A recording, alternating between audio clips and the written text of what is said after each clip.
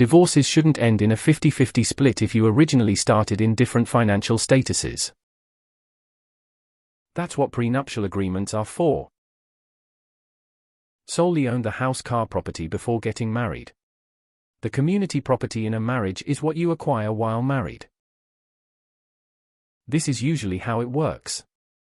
Most divorce courts, of course it varies by jurisdiction, divide up the marital assets what was earned during the marriage, but allow each party to keep their separate property what they had before marriage or attained after separation.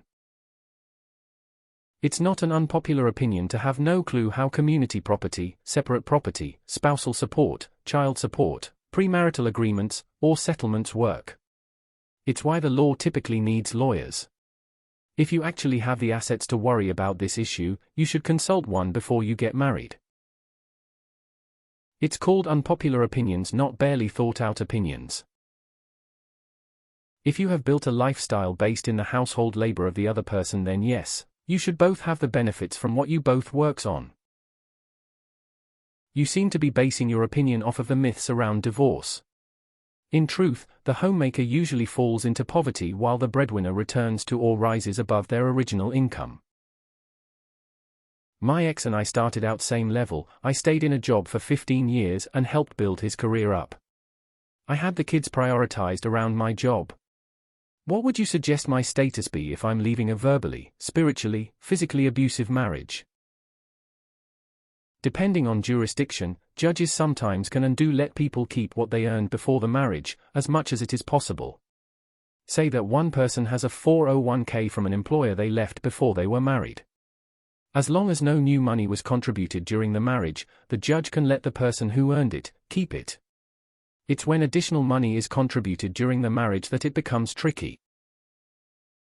Even if I give up my career to look after the kids, you expect me to be drained of resources and continue to look after the kids when the divorce comes through? I bet so. No, you compensate for loss of earnings. I'm sorry. You're neither married or have $500,000, so why do you care?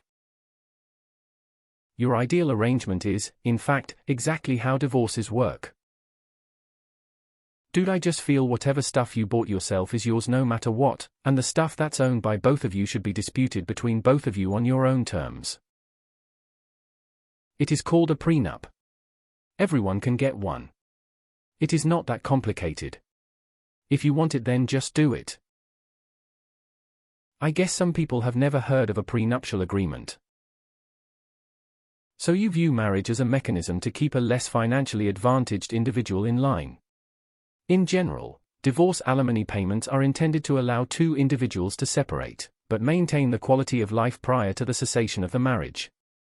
People shouldn't be forced to remain married out of fear of destitution, especially if they gave up parts of their life to raise kids or start a family with the person who is now seeking to divorce them. Not unpopular, and not how it works. You don't divide assets you had pre-marriage.